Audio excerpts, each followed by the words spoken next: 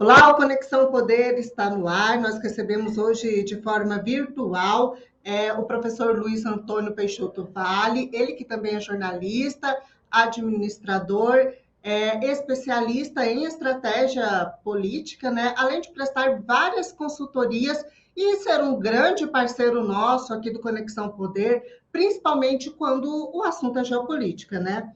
É sempre muito bom, professor, poder contar com seus esclarecimentos. Eu tenho certeza que a nossa pauta de hoje será de grande relevância a todos, já que vamos falar sobre a guerra, né? Bem-vindo, professor.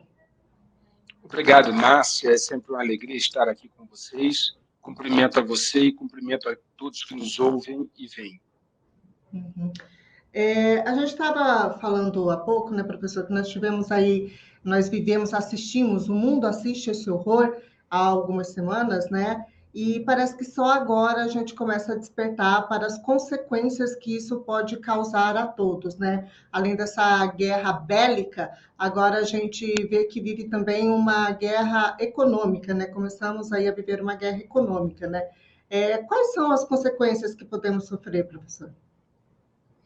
Olha, Márcia, a verdade é que no mundo globalizado, no mundo onde as economias se interconectam, né, não há como você adotar qualquer medida econômica que tenha um impacto isolado, né? Nós vivemos, como se falava antigamente, numa grande aldeia. Então, o Ocidente, quando começou esse conflito, não, já de antemão havia dito que não entraria no campo de batalha, não adotaria nenhuma medida militar. Até porque, lá no meu canal, eu explico já há alguns anos que o Ocidente veio degradando as suas capacidades militares, enquanto China e Rússia vieram aumentando muito, né? A Rússia tem mísseis hipersônicos, tem uma classe de submarinos quase que invisível, a China também se desenvolveu muito. Em função disso, a resposta do Ocidente se limitou a sanções econômicas e, claro, uma guerra midiática, uma guerra de conquistar corações e mentes, porque nós vivemos uma guerra de quinta geração. Esses conflitos não começaram agora, perdão. Esses conflitos têm mais de 40 anos no que nós chamamos de guerra de quinta geração, que envolve ataques cibernéticos, disputas informacionais, controle de narrativas, controle de agendas, etc.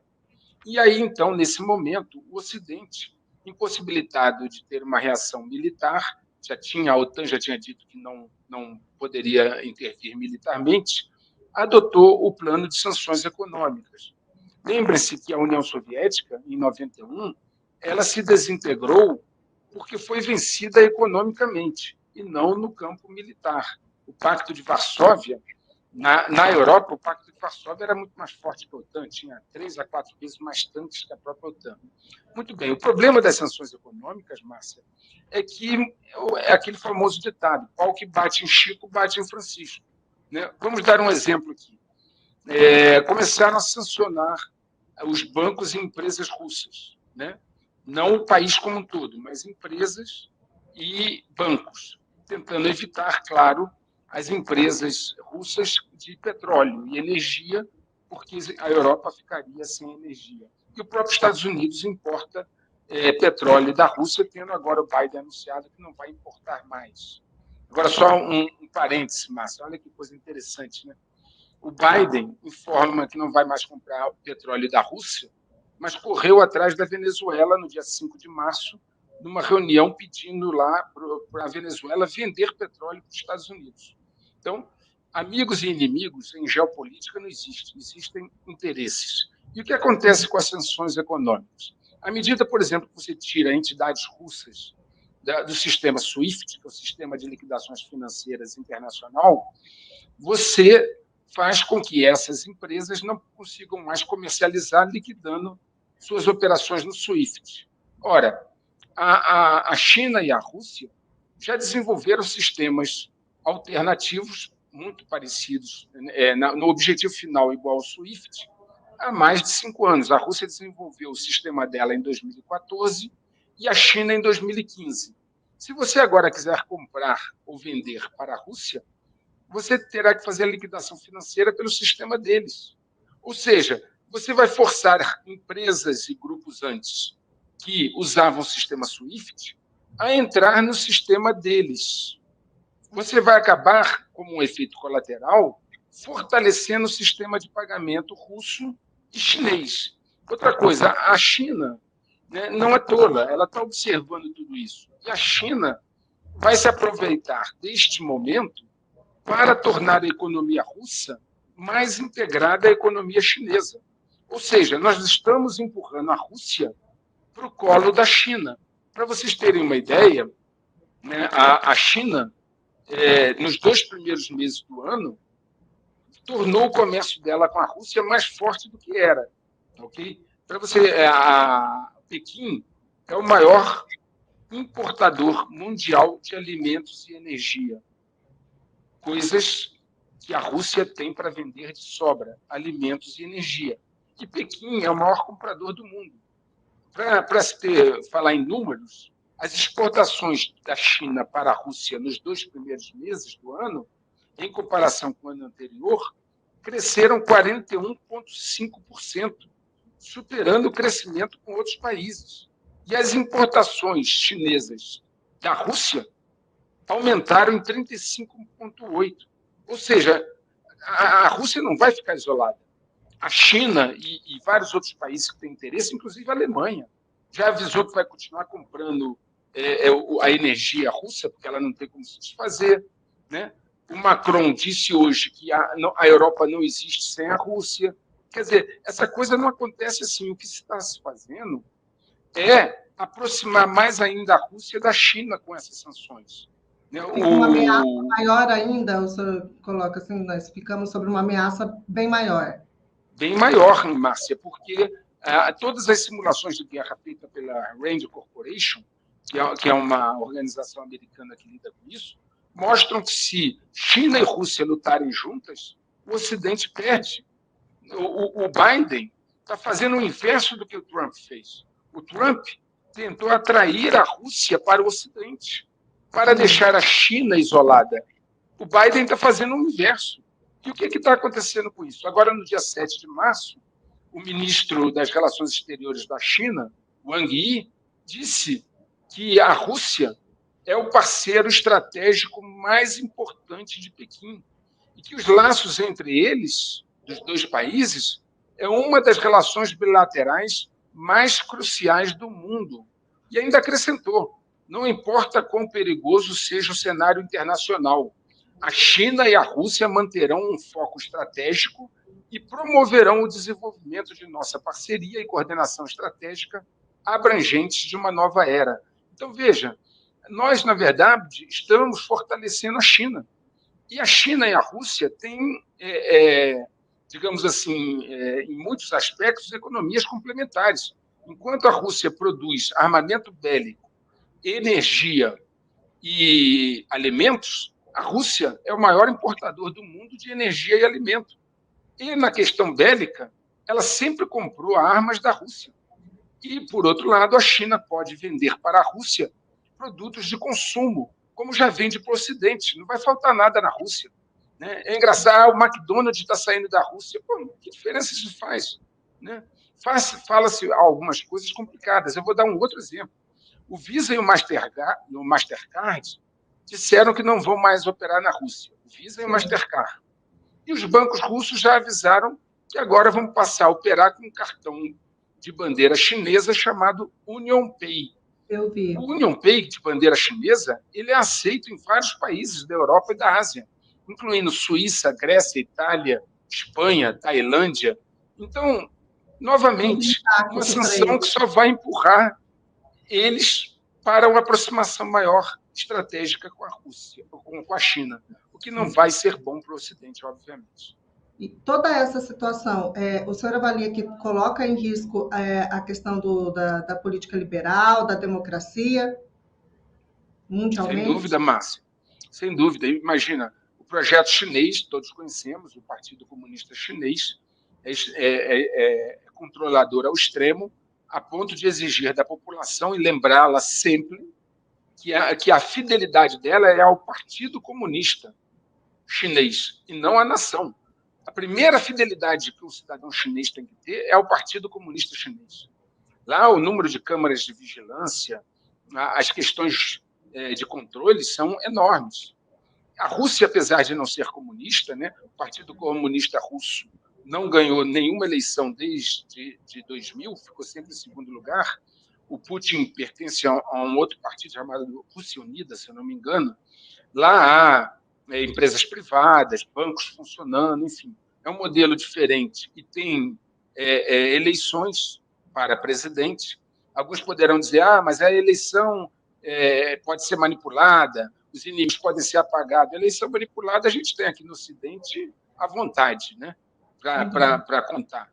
Então, assim, a questão toda é que esse modelo mais centralizado, Márcia, do bloco ali, Rússia e China, que vai encampar vários outros países, está se fortalecendo muito, enquanto no Ocidente, os Estados Unidos, que é sua principal nação, está inerte. Eu vou dar um exemplo para a Márcia, bem claro.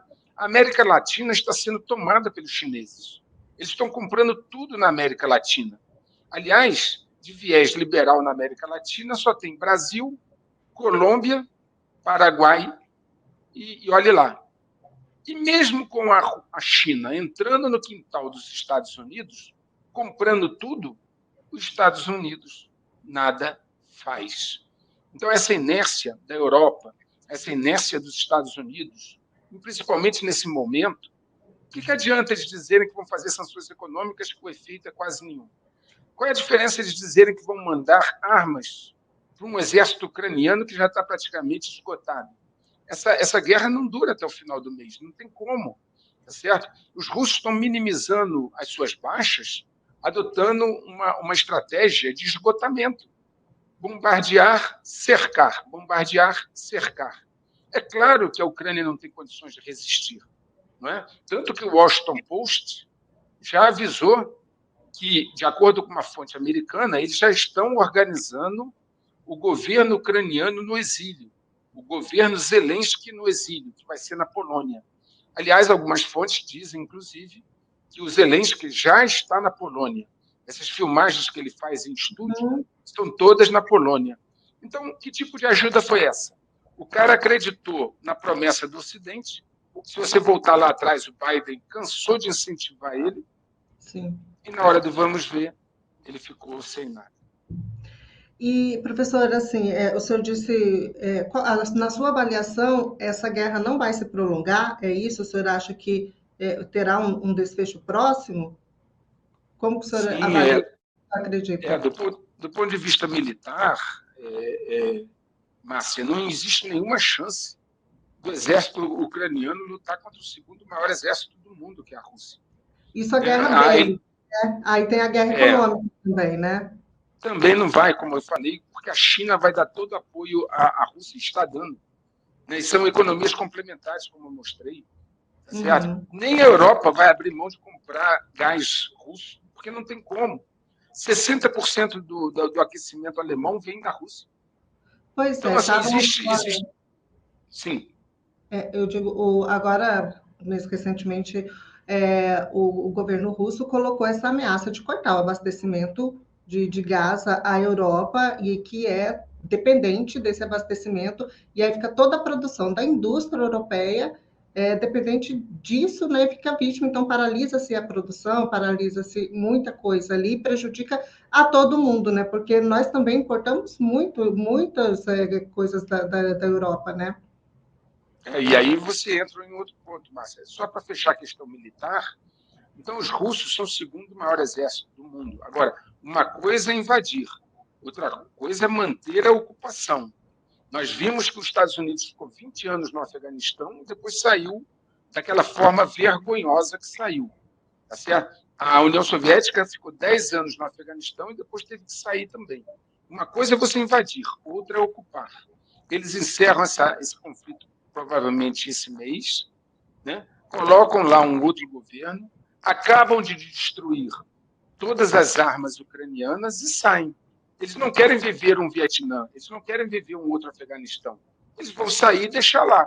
Mas sempre haverá aquela espada de Damocles, né? Vai haver sempre aquela ameaça de que, se vocês se rearmarem de novo, eu volto a bombardear. A guerra moderna, Márcia, é bombardeio. Veja o que os Estados Unidos fez no Iraque. Os Estados Unidos, na guerra, né, lá ao terror, os Estados Unidos bombardeou o Iraque durante semanas e semanas, né? E depois que ele entrou, quando ele já tinha, então, degradado as defesas iraquianas. E entrou a pretexto de conseguir aquelas armas de destruição em massa do Saddam Hussein, que nunca foram achadas. Agora, vamos voltar à questão do Brasil, que é o que nos interessa de pronto, né?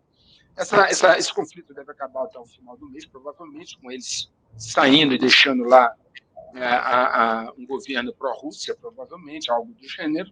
As sanções vão continuar por um tempo, e vão ser amenizadas paulatinamente, porque isso prejudica tanto a Europa quanto os Estados Unidos. Mas nós aqui, o nosso motor da nossa economia, Márcia, é o agronegócio. Isso. O agronegócio depende de fertilizantes. Aí no Mato Grosso, né? Eu passei muitos anos no Mato Grosso, hoje eu moro em Brasília. Para nós, essa é a principal pauta em Mato Grosso, né? Exato. Eu já estou aqui em Brasília já há alguns anos, mas morei uma década em Mato Grosso, né? Então eu conheço bem, fui bastante nas empresas aí do agronegócio. E eu sei quanto o fertilizante é importante. E vejam como nós não nos preparamos para isso, Márcia. É um dos ingredientes para os fertilizantes é o potássio. O Brasil tem potássio.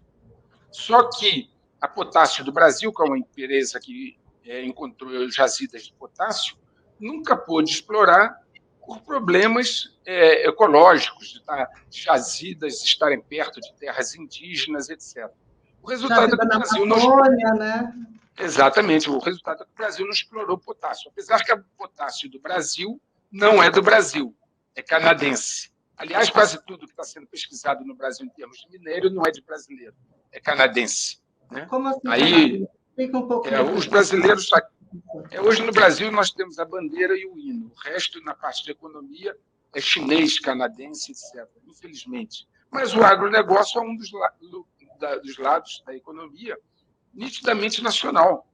E quando a Bielorrússia, a Rússia, pararem, se acontecer, de mandar fertilizantes para o Brasil, isso vai impactar decisivamente o agronegócio, como também essa sinalização que o Macron fez para a Rússia.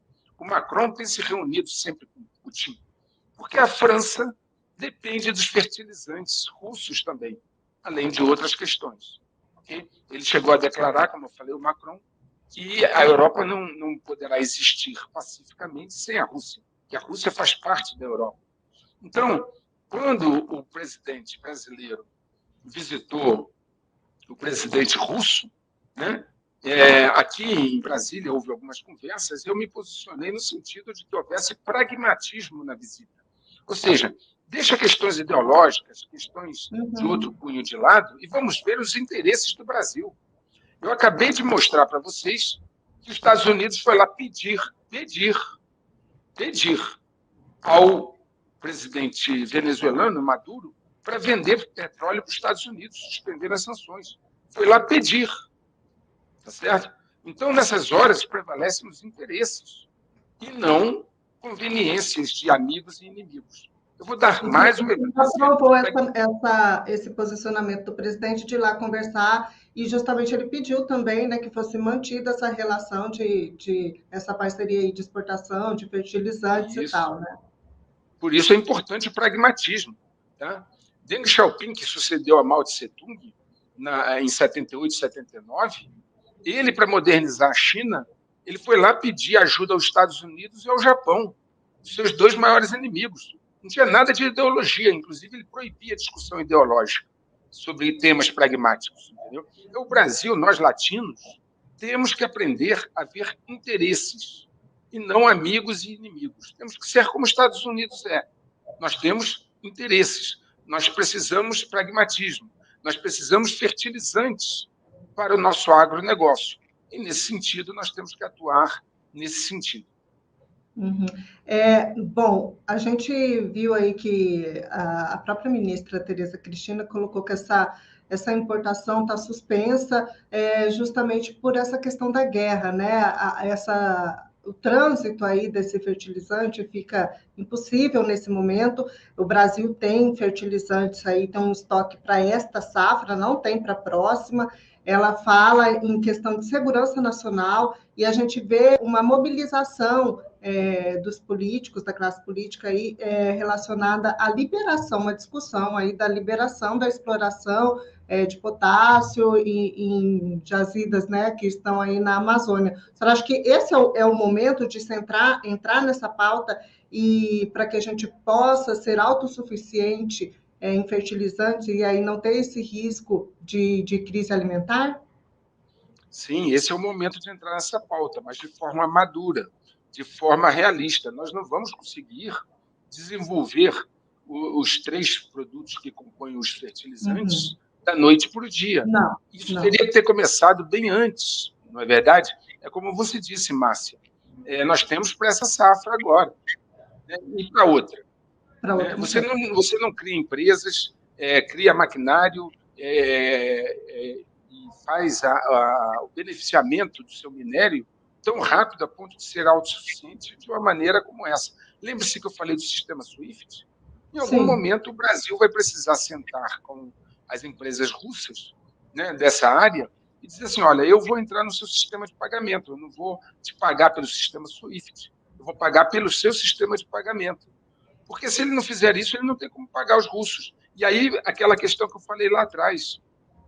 Com isso, muitos que operam no sistema SWIFT também passarão a operar no sistema russo de pagamentos, fortalecendo o sistema russo. Quer dizer, está sendo um efeito bumerangue. O Brasil precisa, Márcia, mais do que discutir só isso. O Brasil precisa discutir um planejamento estratégico para o país. Não é plano de governo, é planejamento estratégico de Estado. De Estado. O Brasil precisa se tornar autossuficiente em várias áreas. O Brasil precisa, digamos assim, ter domínio tecnológico em pesquisa e desenvolvimento de setores estratégicos. O Brasil não pode continuar da forma como está. Eu vou dar um exemplo, Márcia, mais uma vez. O Brasil vai fazer 200 anos de independência. 200. A Índia se tornou independente em 1947, depois da Segunda Guerra Mundial, lutando contra o Império Britânico. Portugal não se compara ao Império Britânico em termos de adversário. A Índia se tornou independente do Império Britânico, tendo ao norte a China como inimigo e a oeste o Paquistão, ambas potências nucleares. Se tornou independente, volto a dizer, em 1947. Hoje, a Índia é uma potência nuclear. Hoje, a Índia é uma potência espacial. Hoje, a Índia é uma potência econômica. E o Brasil? A Índia já ultrapassou o Brasil. O Brasil hoje é a 13ª economia do mundo. Estava em 12º, caiu para a 13ª. O Brasil não está nem entre as 10 maiores economias do mundo. Veja, um país que se tornou independente em 47, mas ele tinha um planejamento estratégico que dava prioridade aos interesses nacionais. Então, ela se desenvolveu no poder nuclear, porque ela sabia que ela precisava de armas de dissuasão. Ela se desenvolveu no espaço, ela é uma potência espacial, lançando foguetes e satélites, porque sabe que na próxima guerra, né, a capacidade de controlar satélites e atacar do espaço é muito importante. Ela se tornou uma potência cibernética, são famosos os indianos na área de informática, certo? E ela se tornou uma potência econômica. Por quê? Porque na hora do vamos ver, que não tem dinheiro para financiar as Forças Armadas, não sai do chão. Não tem nem diesel para tocar o tanque para frente. Enquanto eles se tornaram essa potência de 1947 para cá, nós fizemos o inverso.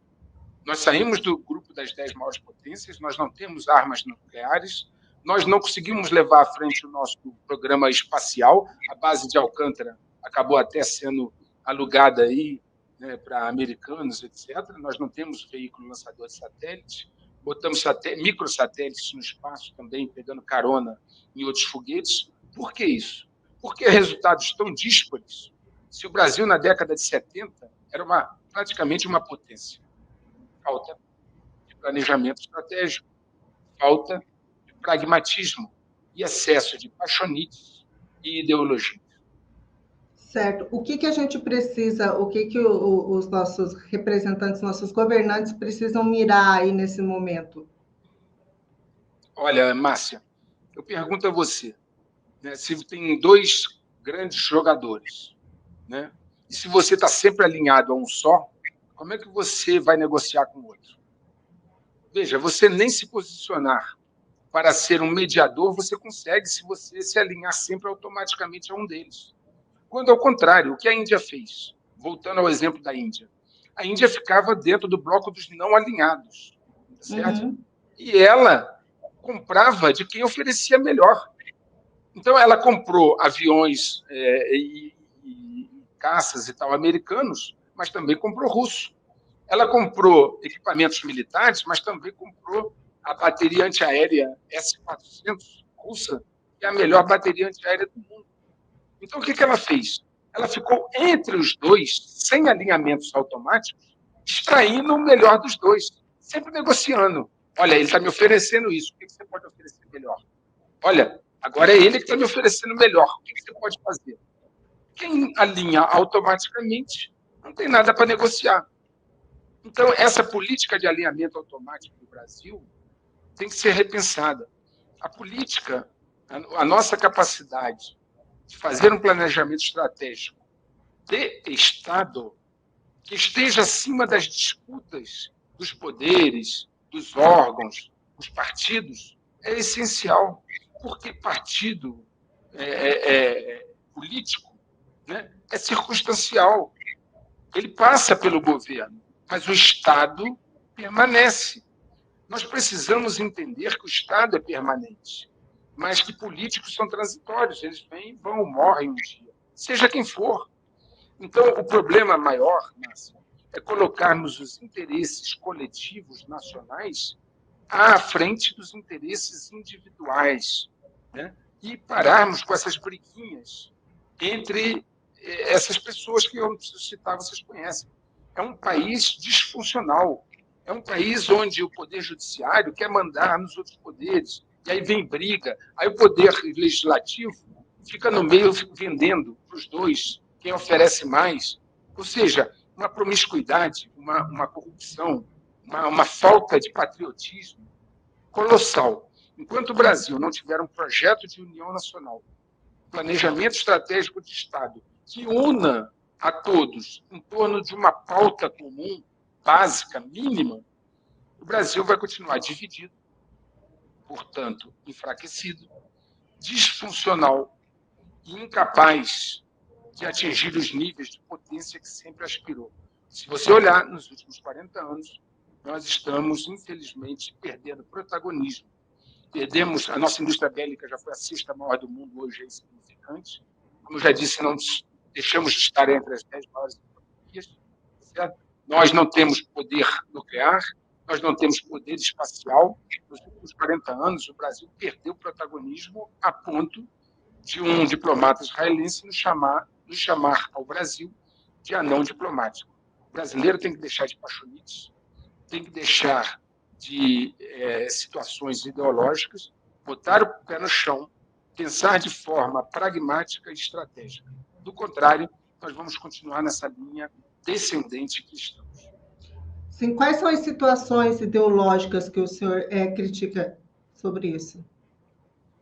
Eu digo quando, por exemplo, não prevalecem os interesses nacionais de qualquer uma das partes. Porque quando um partido, ou facções, ou grupos, estão no poder e não olham os interesses nacionais, como ocorreu nos 22 anos que a esquerda teve no poder.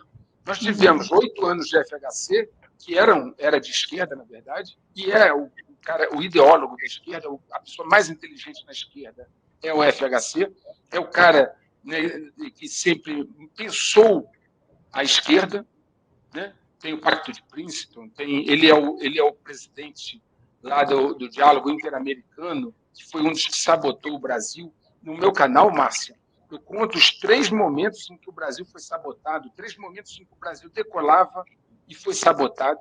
Eu explico como aconteceu. Eu digo as reuniões que aconteceram, a data que aconteceram, como foram, quem participou. Então, nós tivemos 8 anos de FHC, 8 anos de Lula, 16, e 6 de Dilma, 4 mais 2. Certo? Ao todo, então, nós tivemos aí 22 anos. 22 anos em que prevaleceu uma visão ideológica, onde os interesses nacionais jamais foram colocados em primeira mão. Por outro lado, aqueles que deveriam resistir a isso, aqueles que deveriam ter feito o dever de casa, não permitido, por exemplo, que nossas Forças Armadas fossem degradadas como estão, né? Um general Rosa disse que o Brasil só tem munição para 1 hora de guerra, o Brasil não é capaz de enfrentar nenhum grande predador militar real, não é capaz de enfrentar uma Rússia, China, Reino Unido, França, Estados Unidos. O Brasil tem forças armadas que são só capazes de confrontar, e aí sim, com primazia, com exércitos da América Latina, ou exércitos do mesmo nível, e nem eles, os militares, na época, opuseram a resistência necessária para manter um nível operacional capaz de confrontar os tempos atuais. Eu digo no meu canal, onde eu conto toda essa história, no meu canal tem quase 200 vídeos, né? Eu conto a história do Brasil ter sido sabotado, eu conto a história de como isso foi feito, e uma das responsabilidades, naturalmente, é daqueles que não resistiram a isso. Porque o papel do seu oponente, Márcia, é te enfraquecer. O papel do seu oponente é tentar te dominar. Ele está fazendo o jogo dele. Agora, você tem que fazer o seu jogo. O jogo dos interesses nacionais. Dei o exemplo agora da Índia, que não foi sabotada da forma como o Brasil foi, porque tinha uma outra política. Professor, a Rússia anunciou aí que está proibindo a exportação de petróleo, né? Fala-se até em uma bomba atômica econômica, né? Que há uma previsão de que o barril de petróleo chegue a $300, né? E essa questão toda tem mexido muito aí com a nossa economia mundial, né? Aqui no Brasil, o presidente Bolsonaro até colocou que pretende ter alguma medida para segurar, não repassar esse preço, esse aumento todo para o cidadão. O senhor acha que isso seria favorável? É favorável a gente conseguir segurar esse repasse, tá certo?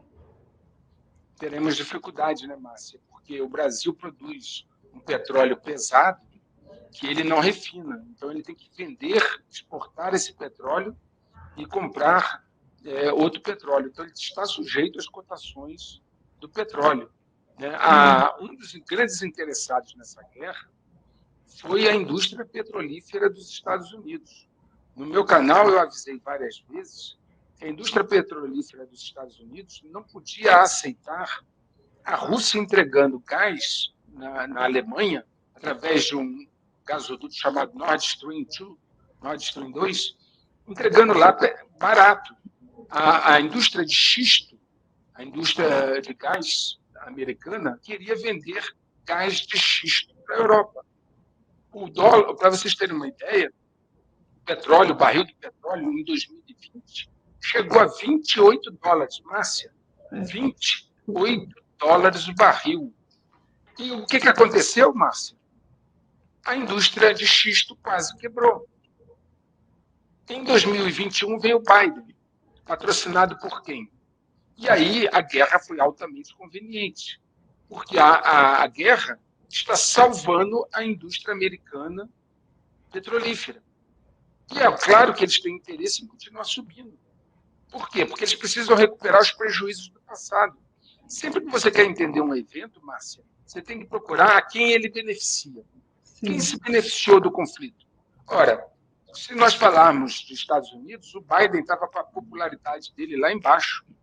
É um cara que está com problemas cognitivos, não consegue subir a escada do avião, né? Confunde iranianos com ucranianos, enfim, é só buscar aí que vocês vão ver.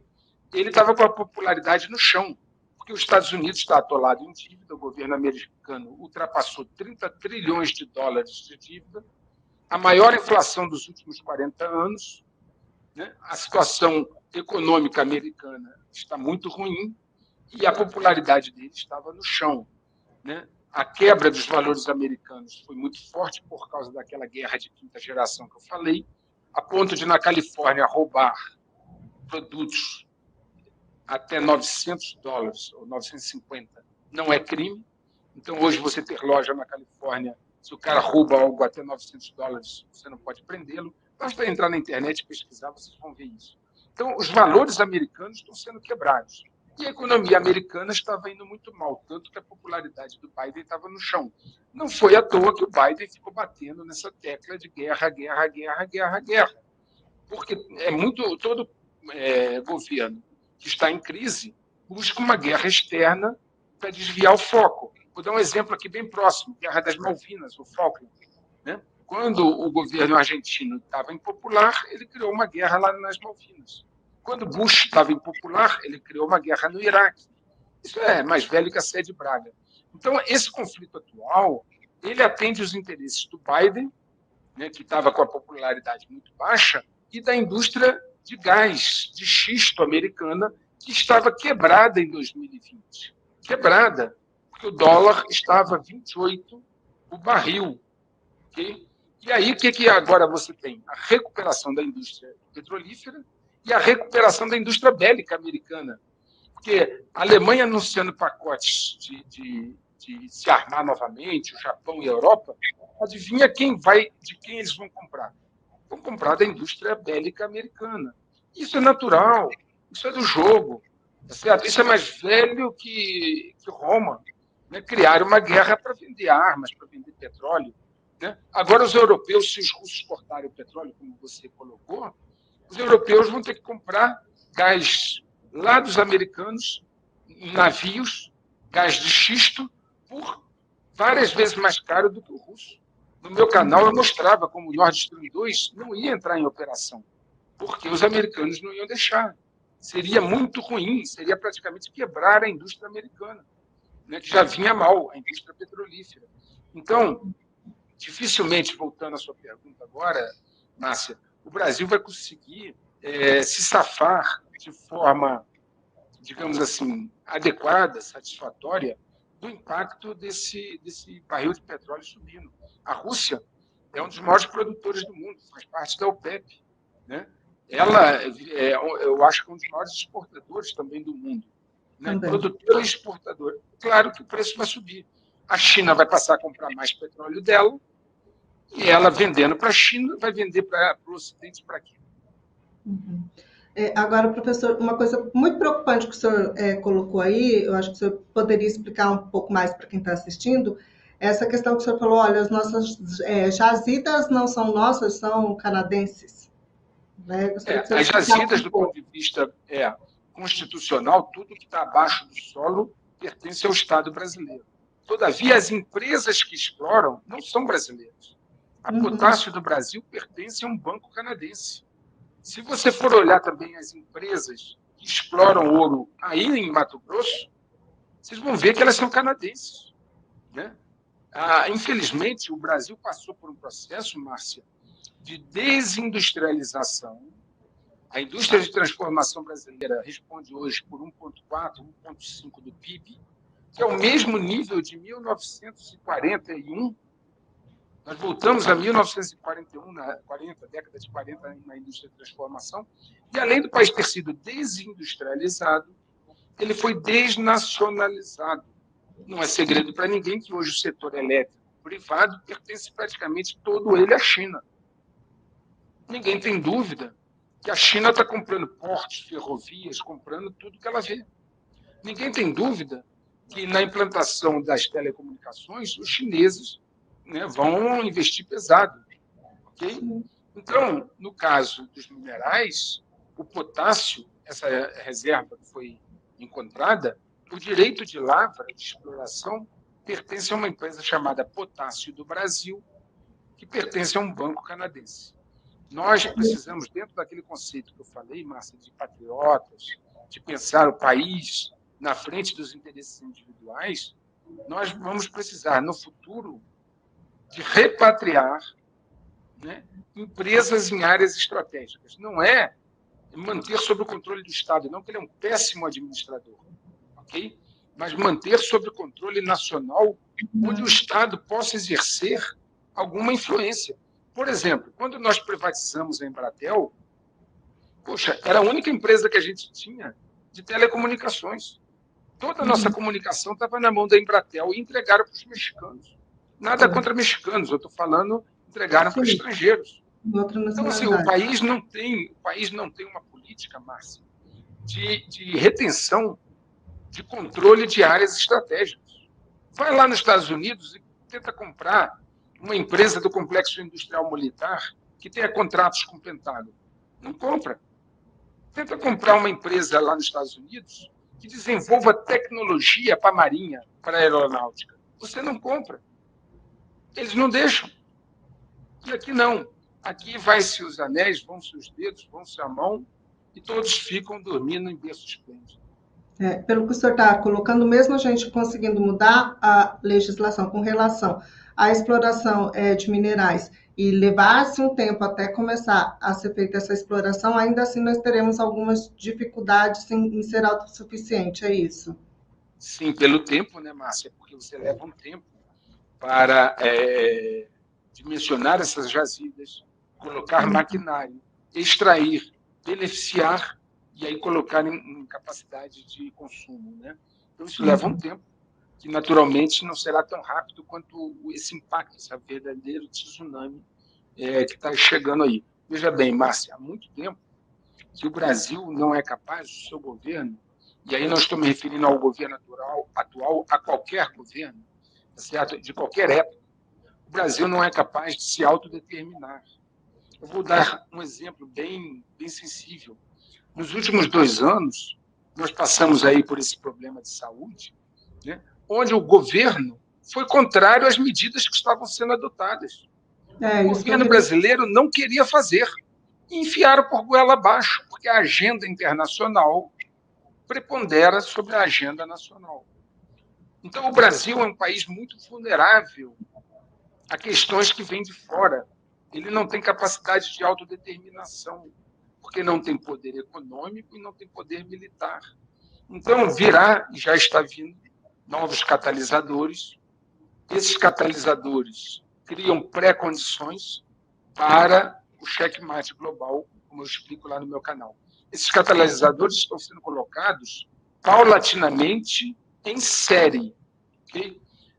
Virá provavelmente uma cyberpandemia, que agora o Nathaniel Rothschild está chamando de cyberataque. Né? Nós dependemos basicamente da internet e da tecnologia para viver. Essa cyberpandemia já foi anunciada pelo Klaus Schwab, chefe do Fórum Econômico Mundial, aqueles que se reúnem em Davos, não é segredo nenhum, ele falou disso explicitamente, e disse que quando a cyberpandemia chegar, ela fará a pandemia biológica parecer festa de criança. Nós temos a questão do conflito, que é a guerra, nós temos a questão da saúde que não está resolvida, novas variantes e coisas poderão vir.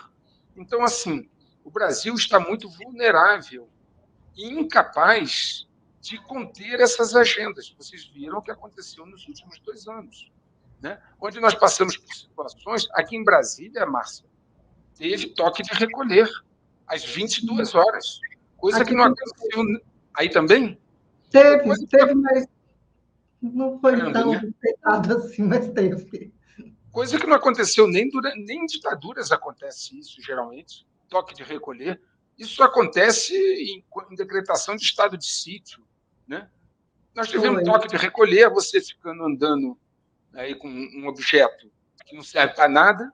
Né? E, enfim, resumindo, o Brasil não tem a menor condição de se opor à agenda que está sendo implementada a nível mundial, que é o que eu chamo lá no meu canal Checkmate Global.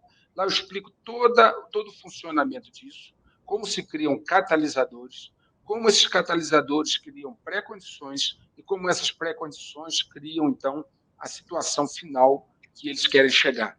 Muito disso, naturalmente, muitos militares, muitas agências de inteligência acompanham o meu canal e, claro, essa informação e esse tipo de conhecimento já foi ao governo. Todavia, ele não tem condições de criar uma política capaz de resistir a isso. E, professor, só para a gente concluir aqui, para o cidadão comum brasileiro em geral, que fica a dúvida, né? Nós estamos aí sob o risco de sofrer uma crise econômica tão séria como nós sofremos no pico da pandemia, ou mais séria ainda? Olha, da forma como está vindo, da forma como os catalisadores estão sendo montados e equacionados, será bem mais grave.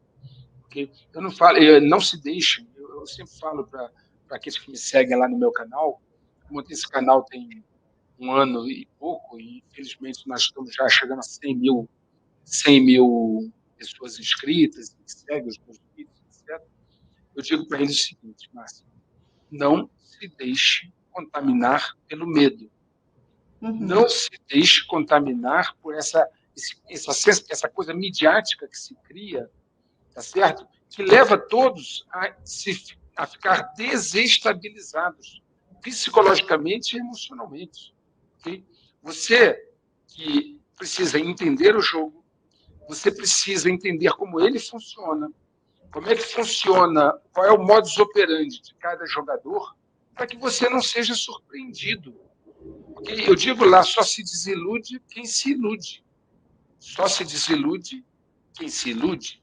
Se você conhece o jogo, conhece o modus operandi, entende o que é o catalisador, como eles estão sendo montados, como eles serão dispostos no tabuleiro, é como aquele cara que de manhã vai sair, vê uma tempestade se formando, e o que ele faz? Ele chora? Não, ele pega um guarda-chuva. Exato. Não é isso?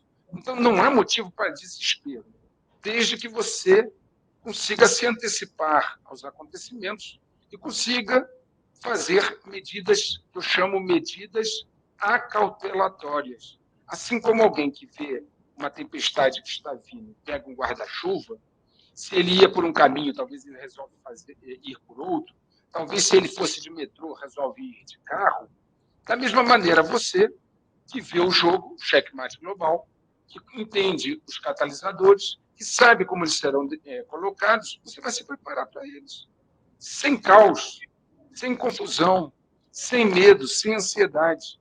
Veja bem, Márcia, se eu em 2019, no Réveillon de 19 para 20, no Réveillon de 19 para 20, eu tivesse antecipado o que ia acontecer nos 2 anos seguintes, esse catalisador de saúde que foi colocado, ninguém teria acreditado. Diria que é impossível. Que isso, professor? O senhor é louco. Nunca no Brasil vai ter toque de recolher. No Brasil, ninguém vai me obrigar a usar um negócio, uma máscara. Ninguém vai me proibir de subir no avião. Não vão proibir meus filhos de ir na escola. Mas aconteceu tudo isso, Márcio. Então, não subestimem essa agenda que está sendo implantada. Porque esses catalisadores que vêm por aí serão ainda mais fortes do que o que passou. Porque o que passou estava se ficando enfraquecido e foi necessário desviar a atenção dos efeitos colaterais que ele estava fazendo emergir. Okay? Mas não é para se sentir muito incomodado, com medo, com ansiedade. Basta você se proteger para isso.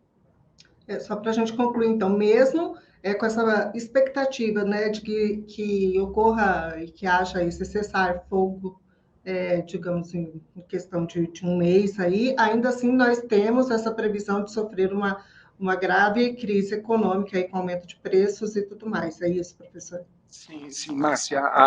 Eu falo lá no meu canal, há mais de 7, 8 meses, eles estão degradando a linha de suprimento global. As linhas de suprimento globais estão colapsando. Os chineses fecharam seus portos em função da tolerância zero ao Covid, o que fez com que muitos produtos não estejam chegando ao Ocidente. Se vocês procurarem na internet, mais uma vez, amigos já me mandaram filmagens de prateleiras vazias nos Estados Unidos.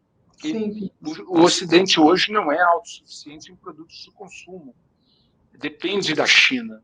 Infelizmente, o Ocidente levou para a China toda a sua capacidade manufatureira, né, a capacidade industrial. Quem fez a China comunista foram os capitalistas, levando para lá fábricas, know-how e capital. E isso deixou o Ocidente nessa dependência. Então, nós estamos hoje com uma deficiência nas linhas de suprimentos, nós estamos hoje com uma bolha do endividamento colossal, todos os governos das grandes potências estão muito endividados, incluindo o governo chinês. A China está com 3 crises simultâneas. A crise do sistema imobiliário, não tem para quem vender os apartamentos. A crise do sistema financeiro, cheio de crédito podres, que foram empréstimos a esse setor imobiliário que faliu. E uma crise demográfica de mão de obra, que a política do filho único lá atrás gerou agora um afunilamento na pirâmide demográfica. China está em crise, também com alto endividamento. Estados Unidos, nem se fala, não tem nenhuma condição de pagar a sua dívida, com mais de 30 trilhões de dívida, déficit gêmeo, déficit interno e déficit externo. Então, toda essa situação gera um cenário, Márcia, de prejuízo ou colapso das linhas de suprimento, uma reformulação do sistema financeiro internacional por causa do enfraquecimento do sistema SWIFT, do sistema financeiro internacional e do dólar. Para vocês terem uma ideia, o dólar já chegou a ser 90%, em média, das reservas internacionais dos países. Hoje é menos de 60%, porque os países adotaram um procedimento chamado desdolarização já há 4 anos. Sim. Né? Já sabendo que o dólar passaria por esse momento. Então, nós estamos caminhando, Márcia, com um conjunto de fatores que eu chamo no meu canal interação de variáveis. Tá? Essas variáveis endógenas, internas e exógenas, externas, que nos faz vislumbrar um cenário muito difícil, seja no sistema financeiro internacional, seja por uma guerra cibernética, seja por um colapso das linhas de suprimento, seja por um problema energético, okay? Onde se levou os países a investirem muito, principalmente a Europa, em energia eólica, em outros tipos de energia, desprezando a questão petrolífera e a indústria nuclear, e agora a Europa está pagando um preço caríssimo. Quando acabar aqui, Márcia, procure ver o aumento do preço da energia na Europa. E energia, você sabe que provoca um aumento em toda a cadeia. Então, infelizmente, volto a dizer, eu não quero que vocês se preocupem, vocês devem apenas tomar medidas acautelatórias. Essa situação, dessa combinação de variáveis endógenas e exógenas, que montam esse cenário prospectivo, mostram que o país está numa situação bastante desconfortável. Certo. Bom, professor, são sempre esclarecimentos muito valorosos, né, para nós nesses momentos de crise, ter essa transmissão aí de informações a respeito de toda essa movimentação geopolítica que nós vivemos, né, nesse momento. Nós tivemos aí em semanas movimentações de décadas, né, que a alteração que fez mundialmente, que está fazendo, né, são mudanças de décadas, né? Eu quero agradecer sua participação mais uma vez, professor. Quando vier a Mato Grosso, por favor, venha até nosso estúdio. O senhor é o nosso parceiro, já esteve conosco muitas vezes aqui na nossa bancada, né? Fazemos esse convite para ter esse bate-papo presencialmente, que é muito valoroso. Até procuro falar pouco aqui durante a nossa entrevista, que eu sei que o que o senhor tem a repassar à população de extrema relevância para todos nós. Agradecer e deixar o espaço aberto para suas considerações finais, professor. Márcia, eu gostaria de dizer a você e a dizer a todos que nos ouvem e veem que o mais importante nesses momentos é manter a cabeça fria, ter muito equilíbrio emocional, ter a tranquilidade para tomar as decisões certas dentro de um cenário realista. É natural, a mídia vai continuar a bater os tambores de guerra, como antes batia os tambores do catalisador da saúde anterior. Vejam, quando ela começa, todo o resto não existe. Vejam como nas últimas semanas, o resto não existe. Nem o problema de saúde, nada mais existe. Okay? Por quê? Porque ela tem foco em criar situações de medo. E não se dá notícia boa, só se dá notícia dramática, demonstrando criancinha, mulheres, idosos. A mídia fomenta o medo, fomenta o caos, a ansiedade. Isso porque ela atende aos interesses de um certo grupo que está gerando esses catalisadores. Você, meu amigo, minha amiga, tem como maior arma sua a informação. Felizmente, nós ainda temos esses canais, ainda temos a rede social, né, Márcia? Ainda temos. O problema vai ser a guerra cibernética aí, como é que vai ficar a rede social? Deus me livre que não chegue.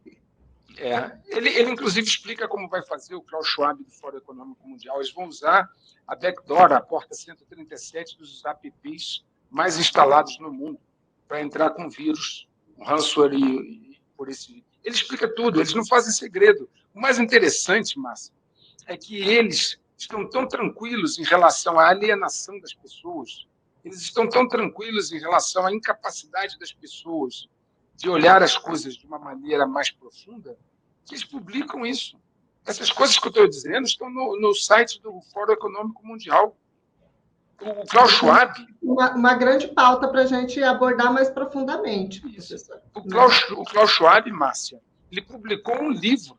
O Klaus Schwab é o chefe do Fórum Econômico Mundial, que é o chefe de todos os bilionários que se reúnem em Davos. Ele publicou um livro chamado The Great Reset, ou seja, a grande reinicialização, onde ele diz que eles não perderão essa oportunidade de reinicializar todos os sistemas, incluindo o sistema financeiro, para gerar um novo contrato social, uma nova ordem, uma nova relação. Está lá, escrito, assinado em livro.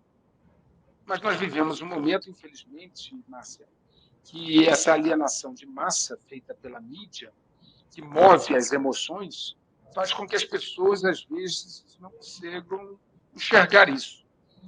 Eu atuo na área de inteligência há 22 anos, né? Dou aula em palestras na Escola Superior de Guerra, na Universidade da Força Aérea, né? E eu vivo isso todo dia, né? Uma das coisas que foi importante para mim, nós sempre procuramos conhecer a nossa pátria. Eu passei quase uma década no Centro-Oeste para conhecer o que eu não conhecia, porque eu queria ver se o Centro-Oeste tinha o potencial de se tornar o futuro da nação. Nós precisamos não só conhecer a teoria, nós precisamos conhecer a prática, viajar pelo país, morar em regiões do país, conhecer a cultura do nosso povo, para conhecer também as suas potencialidades e as suas fraquezas. Okay? Toda pátria, todo país tem forças e fraquezas que geram oportunidades e vulnerabilidades. É isso que nós precisamos trabalhar. E aí, Márcia, volto a dizer e solicitar a todos vocês, encorajá-los a ter a informação ao seu lado. Vai lá, entra no Fórum Econômico Mundial, lá no site. Se você não domina bem o inglês, pede lá o Google para traduzir. Leia. Pegue o livro do Klaus Schwab, leia. Veja a capa da Time sobre o The Great Reset. Veja a capa do The Economist, também sobre o mesmo assunto. Veja o que o príncipe Charles falou sobre isso. Veja o que o secretário-geral da ONU falou sobre isso. Veja o que a diretora do FMI falou sobre isso. Não sou eu. No meu canal você vai encontrar tudo isso. Eles falando, eles dizendo, eles documentando. Porque, volto a dizer, estão tão tranquilos, estão tão confortáveis em relação a isso, em relação à incapacidade da grande maioria da população do planeta de ir atrás de informações e se aprofundar nas informações, que eles não estão fazendo o menor segredo sobre este assunto. Então, para concluir, Márcia, sem querer tomar muito o seu tempo e daqueles que nos ouvem e veem, a sua arma, meu amigo, minha amiga, é a informação. A sua arma é entender o que está acontecendo. A sua arma é compreender os lances seguintes no tabuleiro. Como serão implantados os novos catalisadores? Como será o modus operandi? Como as pré-condições vão afetar você? Para que você possa se antecipar e, como um bom jogador de xadrez, se antecipando aos lances, adotar a melhor estratégia para preservar você e sua família. Não precisa acreditar em nada do que o professor Luiz Antônio falou. Faça a sua própria pesquisa. Vá atrás. procure se informar em fontes fidedignas. Nós estamos vivendo um momento de muita desinformação também. A sua arma é a informação. E a maneira que você tem de lidar com isso é ter uma mente serena, olhar tudo com imparcialidade, procurando ver os interesses dos dois lados. Volto a dizer, países não têm amigos, têm interesses. Isso é uma frase famosa em geopolítica. Lembrando sempre que, quando tem dois lados, como está tendo agora, os dois lados mentem, porque dissimular as suas intenções é uma regra do jogo. Criar a percepção de que você vai fazer uma coisa e fazer outra é fundamental, porque o fator surpresa é essencial, e o fator sigilo. Vou dar um exemplo. Quando os aliados foram desembarcar na Normandia, eles fizeram os alemães acreditarem que eles iam desembarcar em outro lugar. Então, eles deram desinformação para os alemães. Eles mentiram para os alemães, para que os alemães fossem para um outro ponto enquanto eles desembarcavam na Normandia. Okay? Dissimulação das suas intenções é fundamental para que você tenha o fator surpresa. Então, todos os lados mentem. Nesse jogo não tem mocinhos e bandidos. Tem jogadores. Seja mais frio, mais pragmático, menos emotivo. O latino é muito emotivo, o que impede ele de ver as circunstâncias. O resultado é, se você comparar o desenvolvimento dos latinos com anglo-saxões, eslavos e germânicos, você vê a diferença. Okay? Então, para concluir, desculpe ter tomado tanto tempo, quero dar a vocês uma palavra de esperança. Depois de toda noite vem um dia, okay? Não, nada dura para sempre, isso vai acabar. Agora, se você quer passar por esta travessia, por esse momento, de uma forma exitosa, você precisa manter o controle psíquico, psicológico, o controle emocional e se informar sobre o que está acontecendo. Um grande abraço. Ótimas dicas, professor. Obrigada mais uma vez. Obrigada a todos que nos acompanharam até aqui.